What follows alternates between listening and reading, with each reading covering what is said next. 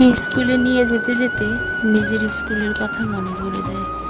অনেক স্মৃতি ছিল স্কুলে, সেটা কিন্তু ধীরে ধীরে ফিরে পাচ্ছি মেয়ের স্কুলে যাওয়ার পর থেকে।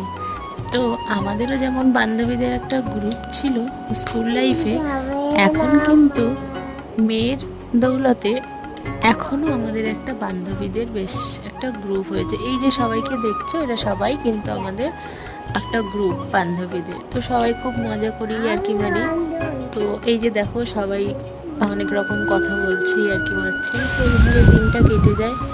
তারপরে চলে আসছি বাড়ির উদ্দেশ্যে। দেখো কি সুন্দর ওয়েদার। তারপরেই নেমেছিল বৃষ্টি। তো যেহেতু ছোটোটাকে বাড়িতে রেখে আমি স্কুলে যাই আমার বড় মেয়েকে নিয়ে, তো যখন আসি ওর জন্য কিছু না কিছু আনতে হয়। তোকে চকলেট দিয়ে দিলাম এনে। তো তারপরে আবারও বিকেলে গেছিলাম একটু বাজার করতে। আর তারপরে ওদের জন্য আবারও খাবার আনতে ভুলে গেছি। বাইরে গেলেই খাবার আনতে হবে, নইলে কিন্তু আমার নিস্তার নেই। তো আবারও চলে গেছিলাম এই যে দোকানে। দেখো বৃষ্টি হয়ে চারিদিকে কাদা কাদা জল।